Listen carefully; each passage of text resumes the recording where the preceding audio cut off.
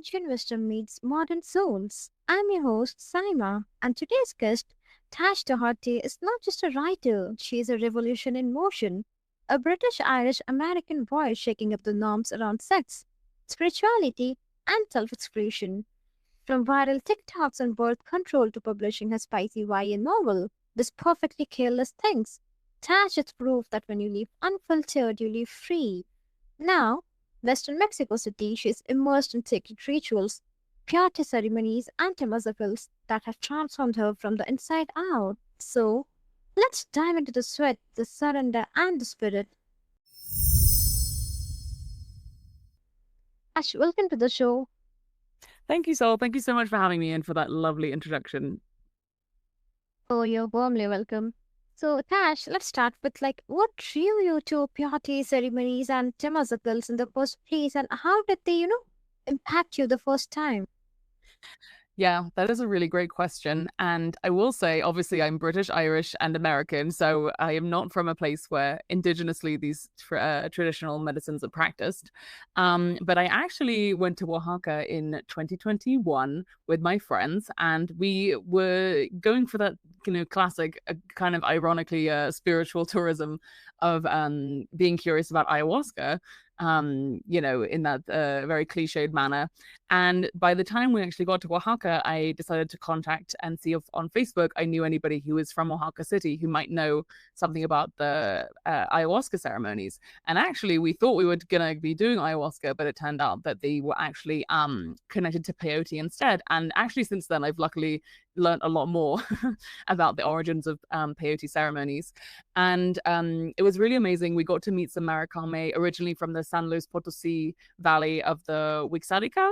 And they're a really amazing tribe based here in Mexico, and they have some of the most beautiful and incredible art, I would say, out of all of the art here in Mexico. And we happened to get a contact who was doing the peyote ceremonies, and it took place about an hour outside of Oaxaca City. But basically, you go into this valley, and then you have a tea sitting ceremony, and you basically talk and cry and laugh and dance the whole night. So we took the peyote around 9 p.m.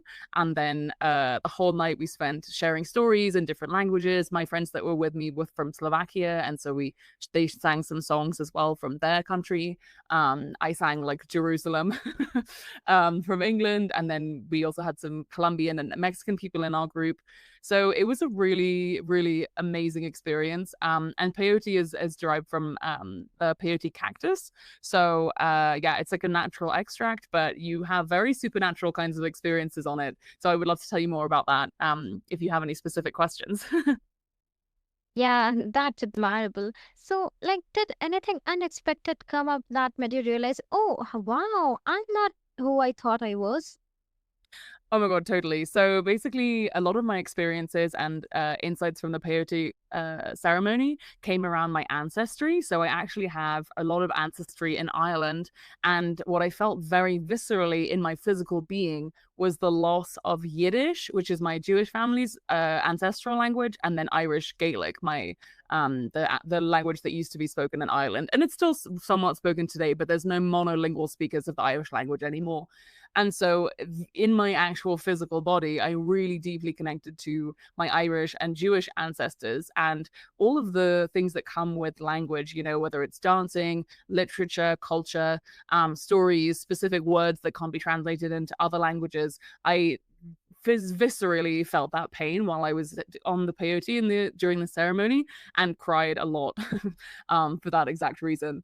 And the other interesting aspect of this experience was that I had felt, I was living in America at the time, and it has a very individualistic and very capitalist culture. And for a long time, I had been feeling that I was alone in the world, out doing my own things, building my own career or studying or whatever. And basically, what peyote helped me to do was to reconnect with all of the energies and the ancestors that I had because I started to see how basically all of us who are alive today are what I call the sharpest point, in the spear, right? Like but our DNA and our ancestral energies have been traveling down through time for like thousands and thousands of years. So I suddenly saw all my all my efforts today as a kind of a culmination of all of the stories of my ancestors. And of course, being a female, it's like you don't have to look back very many generations to connect with some of the ways that we weren't able to, express ourselves, or maybe we had to have marriages that we didn't want. Maybe because of religion, we couldn't express ourselves, or we didn't have education. I even have access to birth control, which, as you mentioned, is an important topic for me. And so I really found, through connecting with peyote, that I had so many things available to me that my female ancestors, as recently as 50 years ago, didn't have. So I suddenly became incredibly grateful for all of the, the fact that I can speak Spanish and travel, and I have freedom, and I'm not tied down in the way that my female ancestors were. So yeah, those are some of the main themes that came up for me with the peyote itself, which was like very and super intense. I will say that much. Mm-hmm. Tash, isn't it wild that how the body knows how to remember even when the mind resists? Totally. I would say, like, the thing about peyote as well is that it's not just, you're seeing things like you might have on another psychedelic substance. You're actually physically feeling the connection with ancestral forces and and your own self. So yeah, I would say, and a lot of those things, even as I was mentioning, are translated kind of beyond language, right? Or beyond even our present and like physical being. So I think that's what is so amazing about like peyote as a substance in general. And the way that it shows up within the Wixárika and Huichol community. It's such a powerful medicine, and yeah, not for the faint-hearted, I would say. Hmm? So, spirituality and sensuality, two things that often get compartmentalized. So, how have these, rituals helped to integrate both? Do you mean the peyote ceremony itself, or other rituals in general? Spirituality and sensuality? Like, how have these, rituals helped to integrate both? Yeah, I mean, I would say it's like very I don't know. I think we grew up in a society and a culture that kind of disconnects us from our bodies in some way, or provides shame, or limitations around certain topics and areas that are actually very human. And I think that's something that I really try to address in my work, is just realizing that all of these bodily experiences are just totally normal and human, and we don't necessarily need to like celebrate them all the time and put them on a pedestal, although we should definitely do that in some cases. But I just think that there's a lot to the human experience that we leave out of many of our conversations or literature or whatever it is. And I think, yeah, at least having these more spiritual experiences has at least reminded me that I think we have to connect all aspects of the human experience, because otherwise we can't really be our full selves or connect with each other. So I think that's what sensuality enables us to do in the context of spirituality. Hmm? So, do you think that Western cultures are afraid of this integration? Yeah, for sure. I think, as I was mentioning, it has a lot to do with autonomy for women around their own bodies, and women in general being able to make decisions for themselves. And that's also from the patriarchy, right? So that's something that's, I think, very foundationally created in Western culture, especially the whole idea that Adam is superior to Eve somehow, and that Eve is made from Adam's rib. So I think the whole point of this shamelessness aspect, and embracing, female sexuality or sensuality, and loving ourselves literally goes against the idea of what the patriarchy and Western Christianity has come up with for us. So, and I think it's important to challenge those things, like I think every culture has its goods and its bads, but these are specifically aspects of our culture that I think need to be included in conversations, because otherwise we can't, again, connect with our full selves. And that's why I try to champion them, even if it means risking, job opportunities and the respect in the eyes of other professional people. In the meantime, what's the point if YOLO is basically my attitude to life, I would say. Yes, and what you're saying is a call to not just feel more, but to trust what we feel, right? Yeah, I would say that too. And I think that's a huge aspect of my teachings and my work around specifically my mission to help the world be shamelessly sexy. So in that article, I specifically focus on for women, there's three major components on how we can be shamelessly sexy. Number one is to figure out what we actually want. Is it like a specific kind of partner? Is it a specific kind of relationship, job, lifestyle, etc.? Then the second point is to believe that you deserve what you want. So this means like having the self-worth and the belief, or the honest belief in your own needs, that your needs and your feelings matter just as much as other people's feelings and needs. And as I was mentioning, the way that we've been raised, it doesn't mean that our needs are and our feelings are definitely seen as important as others. And we're often trained to be in a service role almost and people please in order to, and that actually cuts us off from what we actually want and believe that we deserve what we want. And then the last aspect of trying to be shamelessly sexy is asking for what you want. So that's the concept of basically saying, hey, once you know what you want and what you deserve what you want, you have to actually go out and act upon it. So that might be asking your partner, for something specific that you want in terms of fulfilling your own fantasies, or asking for a promotion. And I think that's also something that we're trained, again, not necessarily to do, and it's a skill, right, that people can practice. So yeah, those are the three components that I share in my article, How to Be Shamelessly Sexy. Oh, that's noteworthy. Now, you have gone viral sharing your experience like birth control, right? So, what gives you the courage to be so public about private topics? That's a really great question. I honestly don't know. And I think it's because a couple of things. As I mentioned, I get a lot of energy from my female ancestors. The other point is that I honestly believe that everyone else is also going through this at the same time. So my experiences, I would not even say are unique at all. And that's why I think they resonate with people so much, is because I'm just willing to articulate them. And I mean, part of it may be courage, but I genuinely like to say that I'm missing a screw in my brain. It's like part of the fear screw, or the fear of what other people will think. And that's something that I think is very important, because ultimately, if we care what other people think, we'll never make action in the right direction that enables us to live a life that we're really happy with. And that's why I think it's really, I like to share stories also about living in Mexico. Moving here has been like a really beautiful experience for me. And I want to share all those things because I think being happy at the end of the day is very important.